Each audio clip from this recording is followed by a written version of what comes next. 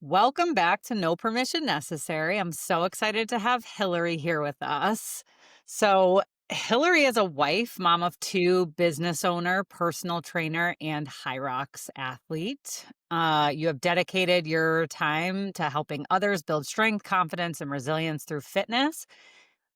You lead and are inspirational, and I have a personal connection with you. I was thinking about how long I've known you, Hillary. I think it's like 7 years now. I think we met after I had my second child, I had no postpartum. business, no husband, no kids.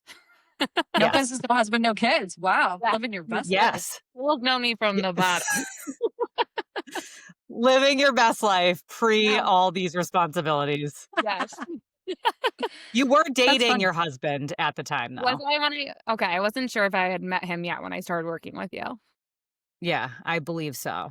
But it's been a while. So we've seen each other through these transformations and most recently started working with you again, which I'm really excited about. But we talked about having you on here because one topic that comes up so often, I think, in leadership and wellness spaces and all of this is our own health, especially I know myself, I'm older, I think, than both of you, but moving into that perimenopausal stage. Also, Molly's in that, and you too, in that postpartum phase, which I feel like lasts longer than just that first year. Personally, for me, it Mm. did. And so, I guess just for anyone who doesn't know you yet, how would you describe yourself and just give a little bit? I gave a little bio, but just who you are and what you're about now. I've always I have a I've always loved helping people. And I was always the one I grew up as a competitive figure skater, and I was always the one that couldn't master my own skills but wanted to help other people master Mm. theirs before I focused on myself. So I knew I always had a way of like wanting to give back. And when I left the sport of skating, I went through like this identity crisis. I didn't know who I was without the sport, without helping people. And then that's when I fell in love with the gym and I started helping people within the gym. And I just always have the sense of wanting to help people and more than myself. Then becoming a mother, that continues, right? You always want, you pour yourself into your kids, into your family more than you pour into yourself. And I feel like just recently I've started finding myself and wanting to pour into myself. And that's like the phase of life I'm in right now is investing in myself. And I know you talked about like physical fitness and health, but I know you guys work a lot with like mental health and emotional health. That's what you guys really focus on from what you and I have talked about, and it's so closely knit. And a lot of people don't realize how closely knit it is together. I almost just sneezed.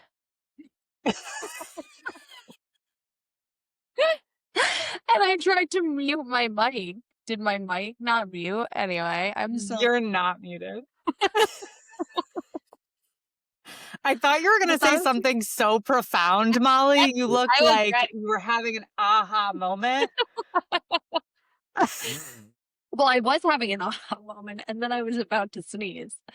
So I'll recover from that. But my aha moment was thinking about when you said I was pouring into others before I was fine-tuning my own skill set when I was figure skating, and that's figure skating was your sport, right, growing Yeah. up, Yep. and I actually have never thought about that, but actually really identify with that because I feel as though I was of that same kind of school of thought and action growing up in competitive dance. Like, I definitely was not the best dancer compared to some of the girls that I danced with.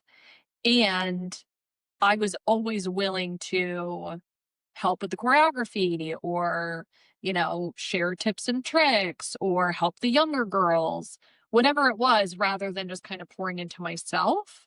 And so it's just interesting that you brought that up. I really have never thought about it like that. And I think that it's a good takeaway for me to also be in check with myself as you're kind of sharing that too. How much am I pouring into myself versus how much am I pouring into others? I think growing up, when you're pouring into others, it's a little bit different because there's just insecurity, right? Mm. There's just a massive amount of insecurity growing up as a woman. I'm sure as a young adult male too, but as a woman growing up and comparing yourself to and I'm sure you can relate to this as well, just being in the figure skating industry, how you're developing, how quickly become a woman when you menstruate, like all these sorts of things that you compare to other females that are around you. And I think I'm really lucky in the sense that the girls that I competed with, we weren't one another. We actually were very uplifting. We were in a studio that was built on values and community and connection and love and raising people up. But I could see that if you weren't in that kind of nurturing environment, it even is escalated further. So I don't know. I just felt I got I like really blown back to the past for. I really love how you said that that need to help others was kind of linked to an insecurity, because I actually never thought about it before, like that before, and that's so true. I didn't have the build of a figure skater, the body of a figure skater, and I think that was a huge insecurity for myself, and I think that's why I felt the need to help others. Like because Mhm. I wasn't gonna be the star skater. I wasn't going to be that one, but if I could contribute to helping someone else be their best, it kind of covered up, not that it wasn't coming from a place of wanting to help, but it was kind of filling that hole that I had of those insecurities that I carried with me. And I think that carried through, my college years and even into like my early womanhood years. And I think I was able to really kind of fill that after becoming a mother. Um When you think about it from the team approach, and a lot of what we've been talking about in the last few episodes is it's team, team from behavioral health sense and like the teams that we grow and we lead and as well as really any business, right? I'm sure you have this understanding too in your gym is that everybody plays a part to the team. So if we Mm. really think about it from that sense, I think what happens when we were young was like everyone was kind of vying for the same seat, right? To be the most flexible, to be the most skilled, to be the most choreographed, to be the most or expressive, right?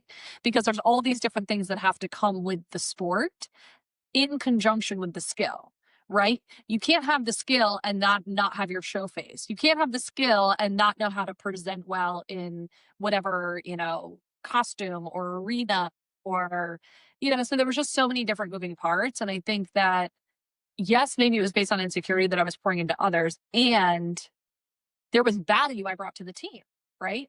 Who are the people that bring the team together? Who are the cheerleaders? Who are the people that kind of root on for the more elite skill level? I don't know. I just feel like there's so many different reasons why we fall into the bucket that we do. And it's been something that I have probably now in hindsight actually used that skill set in a more empowering way, naturally, right? Because I'm Well, not, that's well, you know, look at like the resume of somebody who ends up being an entrepreneur or leading a business or in a management role. I always like to look at some of those like soft skills that aren't on a resume. Like if you think about it, those life experiences when you're on a team growing up, especially. I mean, I tell this to my kids now, like I want you to play sports and be part of something bigger than you because you do play different roles. I was just having this conversation with Audrey because she just started playing basketball and she wants to be the point guard uh dribbling the ball up the court. That's not going to be you, sweetheart. You're the tallest one by 12 inches on the team. Like, you need to go down by the basket. Like, I don't know what to tell you. And this is no longer about what's best for you and what you want. You're now on a team. So you need to be a little bit more self sacrificing around what's best for the team, not what you want to do. yes, And I yes. think that leaders and entrepreneurs, like, I'm sure there's outliers to this, but I feel like everybody, there's value in being part of a team growing up so you can learn those things because I feel like it's noticeable if you have not participated in a team Mm. sport growing up. Or worked in a restaurant. Just Yeah. saying. Oh, big life skills in a restaurant. Big. Yeah. Yes, yeah. But if you look So, back, I'm sure those experiences in figure skating and that identity shift, which I can relate to certainly, like from being an athlete growing up and then all of a sudden you're not. I hear that a lot with people no matter what like level of athlete you were, there is an identity shift to like, oh, now I'm in the real world, right? If you were Mhm, mhm. like, it's a shift. But how has that helped you in where you're at today with your own business and as a mother? Well, I think that through my sport, my competitive career, it's a lot about self-discipline, structure, organizing everything from your daily training schedule and on. So I've always had like this very type A organized approach to Regimented. everything. Yeah. Yes, like I keep my schedule. That definitely helps as far as being an entrepreneur, like running a business. My husband is the opposite. We're the one, he throws out all these ideas and I had to put them on paper and organize them. That really had like that's how we work, literally yin and yang. Um so that structure of holding myself accountable as an athlete has relayed to holding myself accountable for running a business. It's so true. Structure is everything. I I mean, really let's feel talk that way. yeah. We thrive off that. Let's talk a little bit more about working with your husband though, because we've talked about this before on the podcast. Huh? What is that experience like? My situation is a little Wait, I unique. just wanna say hold on. I just wanna say that Jill's What? only bringing this up because she doesn't run a business with her husband, and so she's just sitting there in her glory being like, "Yeah, why don't you guys talk about this?" You want to know why? Because I shut that idea down Yeah, a long time ago. like work What? to didn't you guys at one point work like parallel at least or Yeah, a little So bit. You did. You did a little bit. You did a little bit. parallel, but then that was an experiment where we both know I will get divorced. Like that's not going to work. He doesn't want me bossing him around. I don't want him working for me. That's just where we're at. We I work like how better that's not together. yeah, I like that. You go, I don't want he doesn't want me bossing him around. And what was the second part to that? I don't want him working for me. Rather than him bossing you around. That wasn't even an option, That was Hillary, in the case you yeah. didn't get that. That wasn't even a threat. If you think my husband's going to be surprised by that comment, he's not. Oh, I know. I know. Go ahead, Hillary. You take the question and I'll You back know, you up over here. my our situation was a little unique. I only know working with my husband. So we met at the edge where we both trained. And Mm, so we were coworkers first. Then we started dating. So like we only know working together. So I do think that makes a little bit of a unique situation, but where we're able to work well with each other because all we know and like I everyone is always like, I can't believe you work with your husband. Don't you get sick of him? mm. And we're together all day, but we're not interacting, and he's with his clients, I'm with my clients. We are like with our clients. So it's funny, we'll end a shift, like a 5-hour training shift, and it's like, oh, hey, you're here. Like, nice to see you. But there have been times, like, it's really hard if we get into a fight at home, and then I have to walk by his face like every day, like all day. It's really hard to let go of what's happening at home when you're at work because you're reminded about it all day long. So we still Yes, face you're the just sending darts around across the gym. oh, Like, oh yes, yes. oh, Or I'm we're like still mad. we'll pull up into the parking lot and be like, "Okay, just remember, don't talk to me today. Like, just focus on your client. Don't talk to me today. We're not talking. We'll finish this fight at lunch. Like, we'll talk later." So we definitely do have those moments. But again, it's all we know. So it's not. I couldn't imagine not working with him. I guess I can confidently say that I could not imagine as business owners, especially nowadays, like there's always the conversation of what if this business fails. There was the conversation 5 years ago when we started the business, and still to this day, like, you have just those honest, raw conversations, and I'm like, 1, I could never imagine working for anyone after running my own business and training clients the way I wanna train my clients versus how a management team is telling me how to train my clients, and then 2, I could never imagine not working side by side. As challenging as some of the situations are, like I look up to him as a trainer. He definitely gives me insight on if I'm struggling with a program for a client. if I feel like I'm just banging my head up against the wall on a marketing idea or a promotion, it's nice to have someone that you literally trust your life with also to build like this business with and to share ideas and to help pick you up when you feel like you can't pick yourself up. So I couldn't imagine anyone else to run a business with, but it does have its challenges.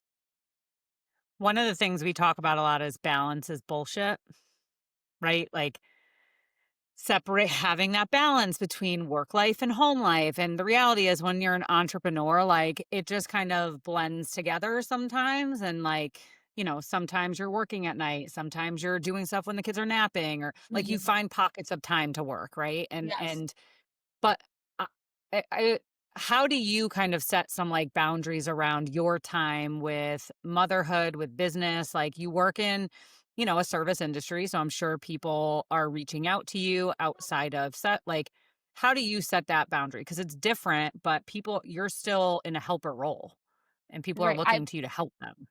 I'm not good with balance. I like that balance is bullshit because I'm not good with balance. I'm an all-in person, and that was really hard.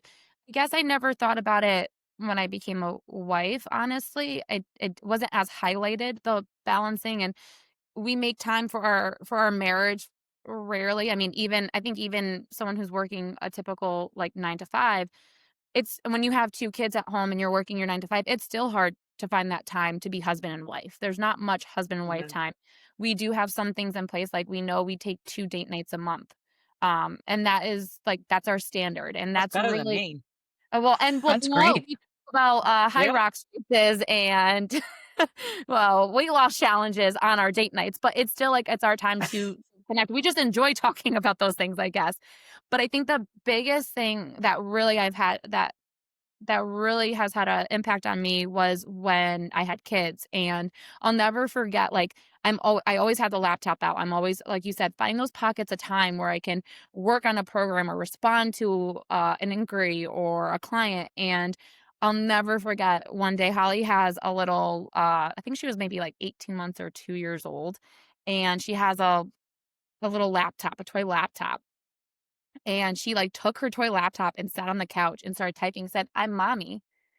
And, like, that for some reason, as innocent as it was, like, hit me, and I was like, "That's her image of me." Like, and that's not o and in my mind, I was like, "That's not okay. That's what my daughter thinks of when she thinks of mommy." Like, that's not what I want her to have her memory of Mhm.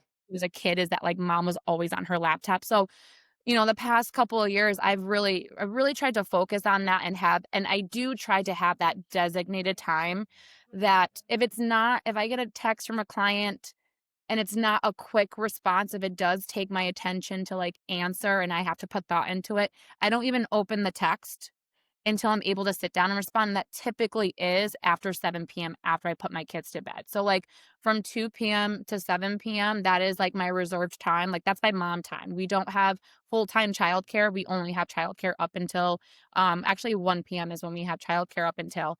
So from 1 until bedtime, I'm on, like, mom roll, and there are some things I can get done if there's something that's really time sensitive, like Harvin is really good at, like, "Hey, I got the kids in here, you go upstairs and take that call or do what you need to do." But if it's not time sensitive, I really do try to set aside that time, um, because my kids are gonna be the ones that suffer, and as much as this is for my kids, I also have to be present for my kids, and I can't let this Mm. totally consume me when it does come time to them. Even just listening to you say that though, like one, obviously they'll be in school at some point, but you have younger children now, like to be with your kids from 1 p.m. to bedtime, there's probably people listening like, oh, I wish I could have that, right? But I think that's the flexibility of entrepreneurship, of being able to set your schedule the way that works for you and your family. But the other thing is you're up early like I am. Yeah. You're up at 4 a.m., Yep. no matter We how take those kids are sleeping. Yeah, the last man, Sunday night, Hendrix is teething. Very different teething, experience than my daughter's teething and Holly's teething experience. He started, like you could tell it's teething because it was, like, those waves of, like, the cry, like, 60-second waves and Mhm. and he started at 9 PM as we were, like, getting into bed. I could not get him back to s well, he was sleeping, but he did not stop crying until midnight. My alarm went off at 3:45, and I was just like, "This is I do not I don't wanna go stand in a cold gym." I really didn't, but, those are those buckle down moments where you just do it, and I think there's something different about moms. I truly do feel that way, that, like, we don't even think about what we have to do, we just do it. And yeah, like you said, like it doesn't matter what kind of night I had with my kids or what's going on. Like my clients expect me to be here and show up for them. Like I'm the one that that they're relying on to keep them going when they don't want to keep going. And I said in the beginning that emotional mental health has so much to do with physical health. Like there's so much more that I feel that I provide for my clients than just a good workout. Yesterday I got a text from a client after she didn't want to come in for her session. She left after her session.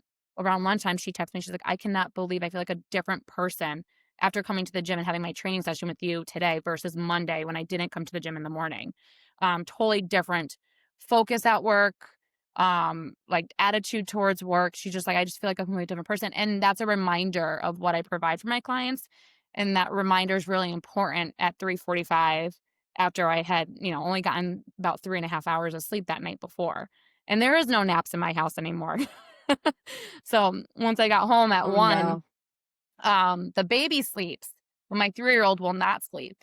She has quiet time, we Mhm. call it. It's anything but quiet. It's her like doing Mm. monkey bars from her, loft bed and stuff. So like I'm watching that monitor, not really letting myself like take a nap if I feel like I need it. What do you feel like when you think about, you know, prioritizing your emotional and your mental health, right? You're in a space where physical health is priority. I'm sure that there's a lot of clients that are interconnected to maybe doing having physical health support while also tapping into mental health support.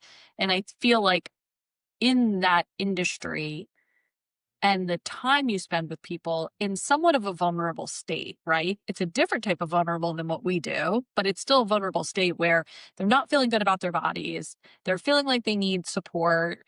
So naturally, I feel like a lot of other topics come out.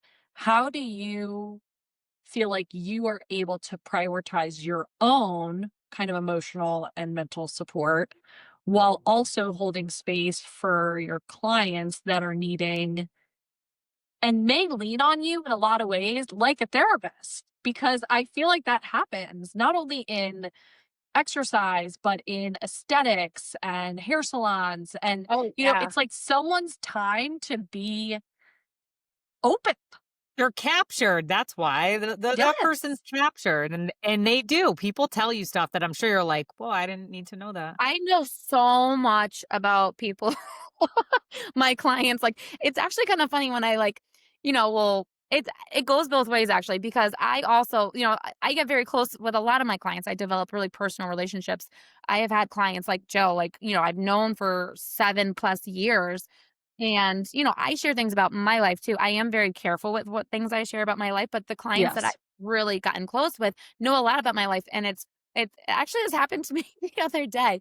Um, I have a client that is now really good friends with my mom. But when I first started training her, she did not know my mom. She wasn't friends with her. And recently they went to a tailgate at UConn and she met everyone in my family, my brothers, my sister-in-laws, like my nephews. And Oh, it's so because she's texting me about people in my family because of stories that I told her years ago. And I was like, "Oh, okay, I'm a little bit more careful now." But um also goes both ways where like I've had clients share a lot of personal details, like clients that talk to me about things going on within their marriage. And then like as something comes up where there's a social gathering and I'm invited and I meet their husband, and I'm like, "Oh, I know a lot about you." So I do get to know like a lot about my clients' lives, and sometimes that can feel very heavy, especially with what someone's going right. through at the time. And Right. it is challenging because you do want to have like that uplifting, um, just spirit and energy for them because you want them leaving feeling great, not just physically, but emotionally. And I think the hardest part is when I'm going through something personally. When we were pregnant with Holly, we had a really complicated pregnancy. They Mm. had some health concerns for her throughout my whole pregnancy. We were going to maternal fetal medicine every couple of weeks. And then towards the end of the pregnancy, I had hypertension and, the uncertainty of not working, and when you're self-employed, if you're not working, you're not making money. And there were so many things going on. And like, I still had to show up. And it was so, especially when there were the health concerns for Holly. And there were so many things that couldn't be answered until she was born, and there were even some of the doctor's appointments, they even had conversations with us, like asking us if we were considering terminating the pregnancy because of the health concerns that were involved. And, that was not a thought in our mind at all, but it was still like a really heavy burden on my Mm. shoulders. And like, and I talked about like having to come in and like, I'm supposed to be the uplifting energy. That was really hard. And I can't really put into words or explain like how I did it. I think that actually just has a lot to do with who I am as a person. And going back to the very beginning where we talked about when I was a kid, just wanting to help people. I think the desire and the love and the passion I have for helping people kind of outweighed that burden that I was feeling. And honestly, my clients got me through that period. My clients were uplifting me. That not a lot of people knew what was going on. And it's funny to be able to say now, like people that didn't even know what was going on were able to carry me through that. And they didn't even know I needed that. So I mean, I again going back to just the passion I have for what I do, and I love people. I do love being around people and the different people I get to meet. And I don't know if I answered your question. I feel like I kind of talked around Yeah, no, answer. you did. I mean, I think that, recognizing I think it's easy to put on a hat when you're in a leadership or entrepreneurship role, right? If you've opened up your own business or you're working with your family or you're in a family run owned business and, you're the next generation to kind of lead the charge.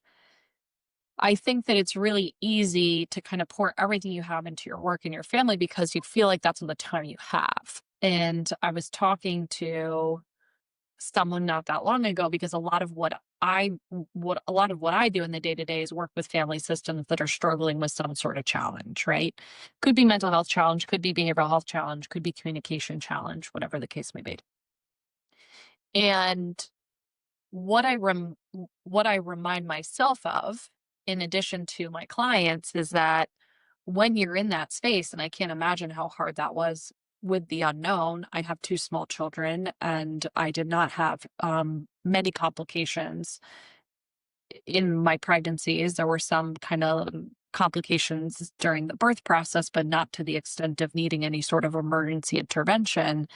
And I can only imagine like how you care for yourself while also caring for others, right? And so I think it's just important that we remind ourselves, whether that's an hour out of the week, whether that's 10 minutes in the morning, whether that's your before time before you get up and go to meet your clients, whatever that looks like, it sounds like you had to find your own rhythm. And so I guess kind of in conjunction with that, where do you feel like that has either led you or challenged you in ways when opening up your own business? What has that looked like? How have you been able to prioritize all the different moving parts, especially when there's adversity, right? So pregnant, kind of unknown, prioritizing your health and wellness while also having to prioritize everyone else's.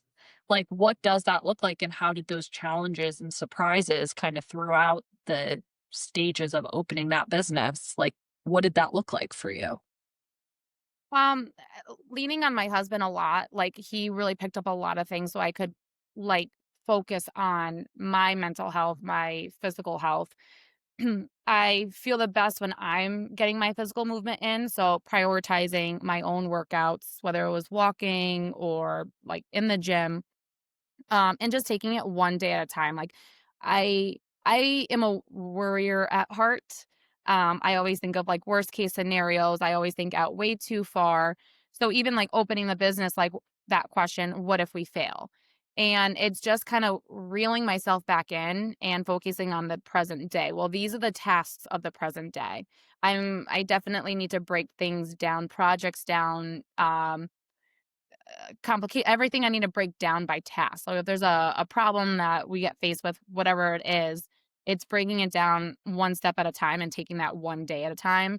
I think that a lot of us can get wrapped up in like looking at the big picture instead of looking at a piece of the puzzle and just putting one piece together at a time. Mhm. Well, when you say that, it makes me think of starting that fitness journey postpartum. I think for a lot of women, I know for myself, people now will say like, "Oh, you know, you're so motivated because I work out. I wake up in the morning, I work out 5 times a week." And it's like motivation has nothing to do with it. There's many times that I don't want to do what I have to do Mm. to train. But that started this whole journey really started after I had my second child. I was like sick and tired of being sick and tired and really overweight. And I can remember thinking, I'm never going to get back to where I was before. Like that is so far away from where I am. And then of course, halfway through that and now like the ankle injury and all that I've had to overcome. But like how has when I first met you, that was pre-kids. So I'm sure you supported a lot of postpartum women at that point, but can you talk a little bit about that daunting aspect? Because I feel like for women, now granted, men have the same thing, right? Men gain weight, they get out of shape, but when you are postpartum, all of the changes that happen in our body, things are looser Hormones. than they should be, hormones, Mhm. all the things. And you're like, what the hell am I supposed to do now? Like and I'm sure that's a large portion of like who you support now in Or when you probably a different realize way. or when you realize you don't have abs. Like, no one gave me that memo, okay? So for anyone who has not carried a child yet, your abs don't exist. Yeah. They just And oh then when yeah. Mine are this far apart, just so Yes. we're clear. You're that and then when you come back to it, like, I'm coning still a bit. I'm a year and a half out from my daughter, and I'm still like, a little bit, right? So I'm working on kind of the under ab section to kind of Ma'am, I'm strengthen. 7.5 years out. I have a You're bulge. still coning? Ma'am, I have to I, You say might need to I see a I have doctor. something I have to push back in. That's what I You have, might need to whatever see that a is. doctor. I have seen a doctor. They Okay. said that I actually closed it. They said I closed it an inch since my last appointment last year so they won't do the surgery? because That's I'm an good. Olympic athlete, Molly. I'm an Olympic athlete. That's what Molly always says about me. This is my favorite topic. I love training high rocks athletes. Like I love the excitement, the adrenaline, like my competitive drive kicks in. Like I love training people for this. But there's something special about postpartum because again, we go back to that emotional aspect that's so tied into it.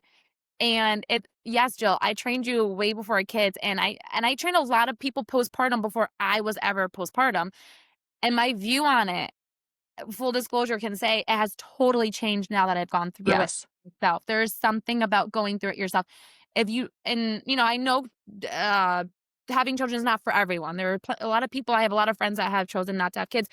If you don't carry a child and you don't have a child, like you fully can't grasp what happens to your body and that emotional impact that it has. You are never the same woman that you were before you had children. Emotionally, mentally, Preach. physically, you will never be the same person. And during that postpartum, the early postpartum, because you know, we joke like we're still postpartum, right? Like all three of us are still postpartum. You're kind of postpartum forever. Like it doesn't change because you're Yeah. never gonna go back to who you were before that baby. Mhm. And it is such an emotional roller coaster. And I just there's something special about being part of that journey for someone. I think I have 3 or 4 postpartum clients right now. And when I say postpartum, I mean within a year. I have like 3 to 4 clients that have 12 months or younger babies. And there's just so I could talk about this for a whole hour alone. There is just so much to be said about that journey. Um, you're learning your body all over again. But then as you relearn your body, you're learning that it's not the same body. And then you have to learn to embrace the body you have. And I think that's a hard thing for all of us to embrace this body that feels foreign. You know, like your hips, it's not just that like there's looser things. It's that our like even our I think the thing that The thing that threw me off the most was that my bras didn't fit the same way. Not the cups, like the strap, the what is that? The Like the band? actual the Yeah, band. the like the yeah, the width of the It bra. was yeah, it was like my rib cage actually expanded open, and I'm like, "Oh, Interesting. that's not gonna go back." Same thing with my hips, like, I got down to my pre-baby weight, but my jeans just did not fit me the same way going over my hips. Like, my legs were the same size, my butt was the same size, like, I did measurements, they were the same size, but my hips actually just the whole structure Well, of my they body open, they act open, and they don't your go back. pelvis actually opens when you They don't give go back. birth. My foot grew a half size. I had to get all new shoes after I had my first baby. So it's you're going through all these things like, oh my gosh, and then you have a whole new appreciation for what you did not appreciate before you had kids. But I love helping women on that journey. Like I love being a part of that for them. And I love seeing the moment where they do start embracing who they are. And they're incorporating fitness into it now when you can help them feel strong.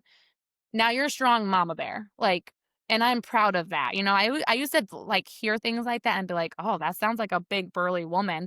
But no, like you're a strong mama bear. You're going to do anything that you can that's in your power to protect your children and to have the emotional and physical strength to do so. There's just no words to put into that. Well, a lot of what we hear, right, is, "Well, I'm too tired." And I know I've had these conversations on the side with you, Molly, sometimes, right? Like, no, you need listen, you have to just make a plan and stick to the plan no matter how you feel. Because the reality is when your child's up at night and that's how I got through it going to the gym, right? I would sign up for that class and I was like, I'm going to go to that class because I'm either not going to want to get charged for it or I'm getting charged for it anyway. Like no matter how I felt, because the reality is 10 out of 10 times I'm coming out of that workout feeling better even if I'm tired going into it. And that's the only way I've been able to discipline is the word. It's not Yeah. motivation because I am No. not motivated to do what I do every day. I work out like a maniac now by myself most of the time. There's no one cheering me on. There's no one that's going to know if I don't work out, frankly. I cheer you on. How rude. She's gonna meet you for your Sarcastically next sometimes, but yes. No, I mean, I agree. I think that the idea of motivation, you can be motivated to do a lot of things. I think it's the same thing around like when we're talking to clients about getting sober, right? Or stopping using substances, which is a lot of what we talk about on this Well, podcast. wanting And something and being motivated to do the things to get that thing, that's two different things well, because a lot of people aren't willing to do what it takes to get the thing that they want. yeah, what well, if that's what I was going to say. There's a lot of people who want it. There's a lot of people who need it. There's not a lot of people who do it, right? And so we think about how to keep ourselves within the confines of the mission, right? Like I'm trying to stay on the mission, most days, whether that's my business mission, whether that's my family mission, whether that is my fitness mission. And I'm cognizant of like listening to my body too, But if, also mental health wise, Molly, and you've said this, uh if you skip workouts and you don't do that in the morning, you skip moving your body, the wheels fall off. Like you don't feel good mentally. totally. I think that So and I have that's where accountability things factors. connect. But Yeah. that's where things connect, right? And if you look at the research around, and I tell people this all the time, our society wants a quick fix. They want medication, they want those Ozempic, they want and listen, all of those things are great tools. I advocate for those things. And I also say that the research shows that let's just put SSRIs, antidepressants. Antidepressants, the papers and the research show that they work in conjunction with talk therapy, right? Those are what the research shows. It's not just on the medication itself. And also, there are studies that show that exercise alone, if you do 30 minutes of moderate exercise every day, could have the same effect as an SSRI on some people because you're Yes. actually depressed and have clinical depression symptoms because you're not moving. We're Moving. humans. We are meant to move our bodies. I wanna go back to the motivation versus discipline thing because I love that people always say to me, "Oh, it must be easy to always be motivated to, like, work out because 'cause you're a trainer." Okay. I think when I woke, I had 3.5 hours of sleep. I was really motivated to work out that day. Motivation is an emotional response. Discipline is a practice skill. And the difference of success falls right in between there. Motivation, you're emotional to get started. So it's that emotion of being excited to start something, and that's what gets someone started with a fitness journey. But practicing that skill of discipline of whether it's raining or it's sunny or if it's 20 degrees out or 70 degrees out, whether, there's so many factors. It's no, I am setting that time aside for myself. Now I do, and I talk about this with my clients. I think there are exceptions. I probably shouldn't have worked out when I only had 3.5 hours of sleep. My throat started feeling scratchy from my sick 3-year-old. Like I started feeling something out. Like probably shouldn't work out that day. And it becomes a skill too, weighing out when you should rest versus, if a 5 a.m. workout was the only the time of the day you have, and you wake up and you feel like you're coming down with something and you only got 3 hours of sleep, is it best to push the workout? Maybe sometimes, but only you can make that decision. And practicing that, making those decisions is important too. So you're not always making that excuse on yourself, like, oh yeah, let me just skip this workout now. How many skips do we get in a row?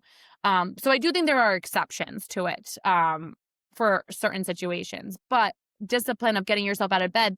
Oh yeah, it's dark out and it's cold. I don't want to go out to the garage and do that workout. That's not really an option that crosses your mind, Jill, right? Like, it's just no, like, at this point, you're hardwired to it. I've been running in the dark. This is a new level of psychotic, okay? And then you With a text me the reflective other day, vest "I'm and a cold." flashlight. Okay, that's next level that I I I told you I never wouldn't thought have 7 years ago that this day. is where I'd be.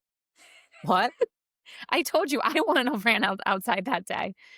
The other day, the beginning of class, it was a 5:15 a.m. class. It was one of the higher rocks classes, and the buy-in was a 6-minute 6-minute run. I had 8 people in class. I don't have 8 treadmills. So I was like, all right, guys, like, do you guys think it's too cold to run outside? I think this was yesterday, actually, which was like windy and It was really free. Freezing. freezing. So I'm like, do you guys think it's too cold to run outside? And they like hesitated answering me, but they eventually were like, no, I guess we could do it. I was like, you just got to do it one time. It's 6 minutes, then you're done. We'll come inside. So as they're like, all right. And as they're heading out the door, I'm like, just letting you know, I never would have said okay to this. I'm not coming outside with you guys. I'll see you in 6 minutes. Come back in. No way would I ran outside. So kudos to you that you ran outside, Joe. Because once it drops below like, I don't know, 58, 60, I'm done running outside. I'm inside. My Can't do it. treadmill comes Monday, That's so fun. I'm just putting that out there. Oh, nice. I didn't know you got a travel. That's exciting. I did. So Oh. tell us a little bit about Momentum, though. Tell us about the gym and how that feels different, creating a space of your own, and what that looks like compared to other gyms. Why are you different? Mm. So when I started training, my first beginning of my career, I worked for a small studio. I loved the setting of a small studio where it is very personal. I then moved on to the Edge, where when I first got hired by the Edge, it felt like that. But then, just being in a corporate setting, you do pick up on the fact that like it's still a corporation. And there was a lot of things out of my control of how I wanted to train my clients. We were told of how to do a lot of things. Um, how to sell supplements to clients and a lot of things I was like, "Ugh, I don't really like that." And at the end of the day, any job you have, you are in sales. You're either selling yourself, selling a product, or selling a service. So at the end of the day, everything is sales. But I just felt like I was selling to sell and I wasn't selling for the benefit of my clients. So I always felt very held back by that. So after COVID, when everything reopened, that's when my husband and I decided not to go back to the gym. During COVID, the Edge told us to cut off ties with our clients. That if we continue to have conversations with our clients, we had to make sure we stated that we were not representing the Edge. And I'm sure that had a lot to do with legal reasons because everything Mhm. was, we were not technically employed at that time. And so I was definitely not going to, I felt like that was going to be like abandoning my clients. I felt that during that time of COVID, while we were all locked in our homes, that's where my clients needed me the most. Mm. You I trained me during that time. I think we did Zoom. Zoom? We Was did were you on? Zoom. Yeah. I had my that's when I started training in the garage. That's where it all started. That's where momentum started, really. I stayed in touch with my clients, and a lot of people would make comments like, "I wish you could just train me." So we started doing Zoom classes, and we like did 1 day a week. It was a half-hour class. I remember sitting on my ottoman in my living room, running a workout class of people in their garages, basements, living rooms, kitchens, like everything. And before we knew it, we had like 30 people calling on to the Zoom class. And it got to when I was like, I can't see these 30 tiles. We need to offer more classes throughout the week and spread these people out.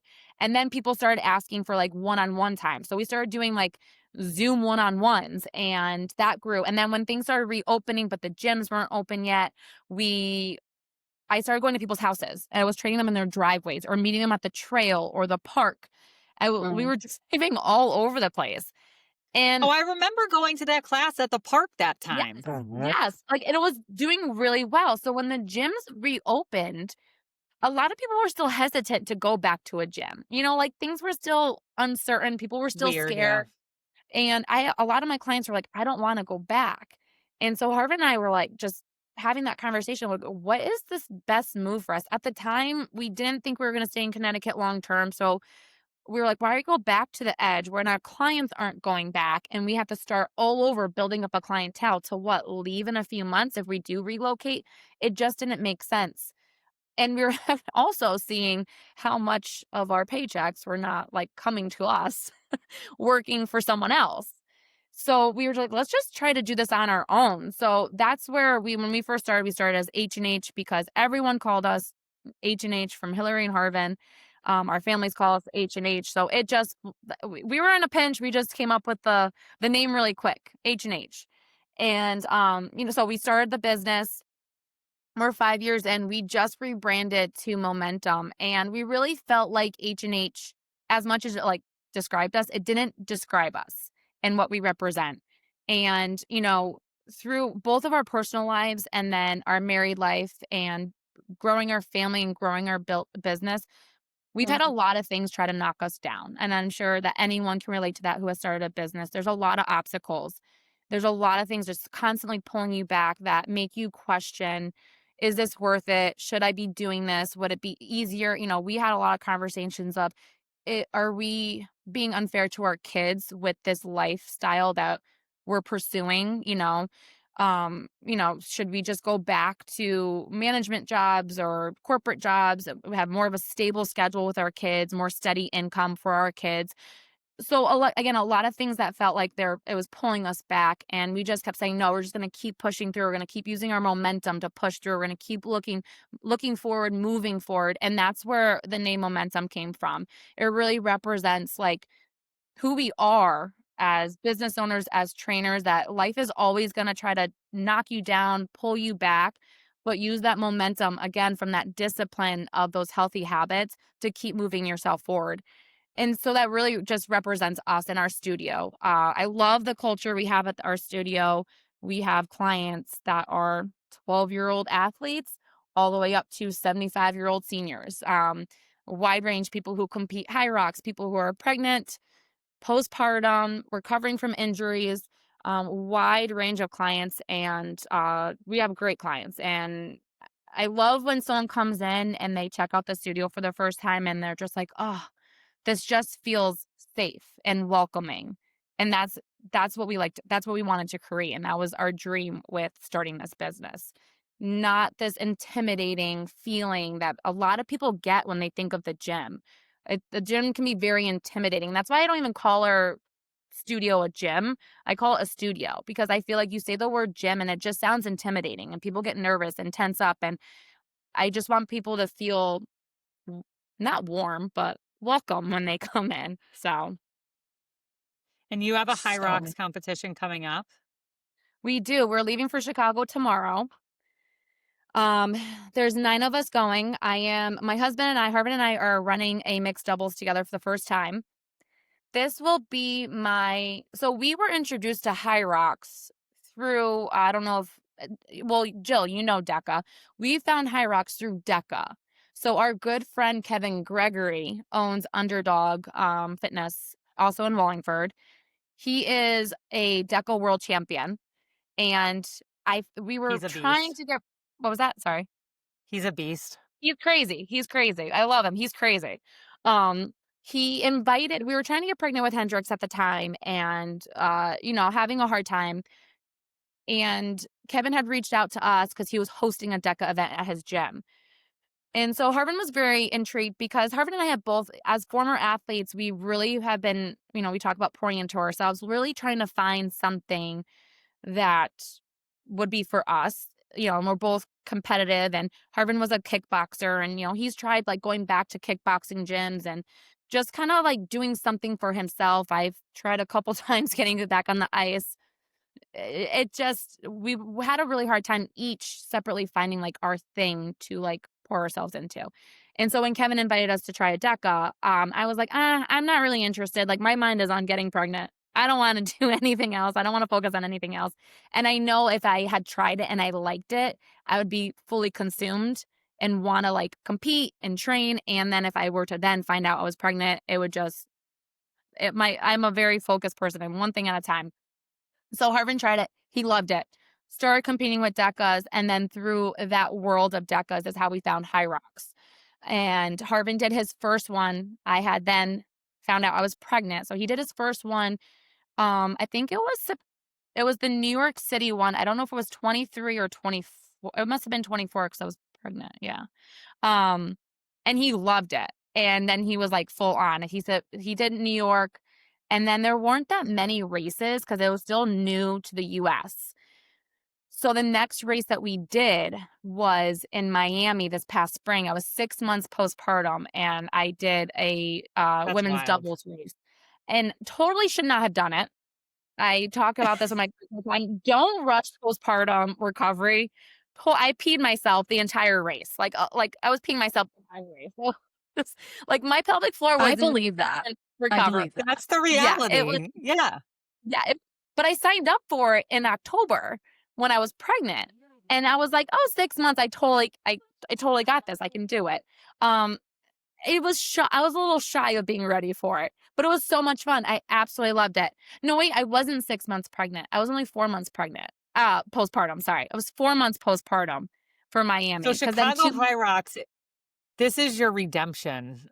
this is my redemption. So I did my first women's doubles in Miami 4 months postpartum. I did my first singles race 6 months postpartum in New York this past year, this past You're September. nuts. And now Chicago, my husband and I really just wanted to race together. So that it's like the priority race. But I signed up for a singles as well, which I am nervous to do 2 races in one weekend. But I will be 1 week from my son's first birthday.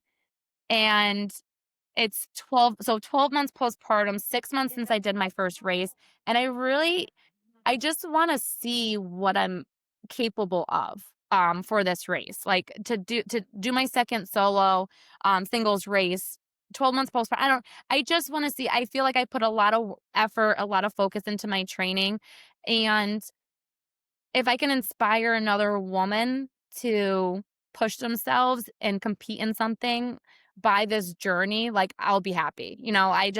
I love when I can have a conversation with another female and she says something that like I motivated her and put and helped her see that she is capable of something that she didn't think she was capable of.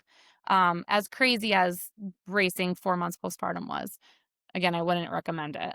I'm very excited for this race because I actually feel like I feel like I'm just starting to feel like myself now, like 12 months postpartum. And again, I don't say back to what I was before, but I'm starting to feel like myself as like Hillary. And I find that through my training and being able to focus on myself and see what I'm capable of. Well, we'll definitely be cheering you on. I know I'm excited to see how you do and get the download after the trip. And, um, I'm excited to be working with you again. And I'm so glad you joined. One thing we did not tell you is that at the end of every episode, we Yeah, do something. we ask our interviews to give a permission slip, and the idea is to give permission to the listeners of anything that you feel like is important to you or take away from the episode. So we'll let you take it away. Permission What your to permission slip All is. Yeah. right. My permission slip would be I give you permission to take 1 hour a day for yourself, whatever that is, There you whether it's go. fitness, getting your nails done, getting a massage, walking aimlessly through a store, whatever helps you reset and realign, I give you permission to do that. I Thank love you that one. so, so much. And how can people find you if they want to check you out? Check out the gym. Where can they find you? We'll obviously have your info in the show notes too. But Yes, we are at Momentum CT on Instagram. I am at Hill Rocks on Instagram. I do all my updates for races and training opportunities on there. So you guys will be able to see all my Chicago stuff. We also have a few newbies racing for their first high rocks. So I'll be posting about them on there too. So we can all cheer them on for their first high rocks through there. Awesome. amazing. Thanks. Thank you Thank you so much, so much. Hillary. Such a pleasure Thanks, meeting you. guys. Good Thank luck. you for having me. Until next time, guys.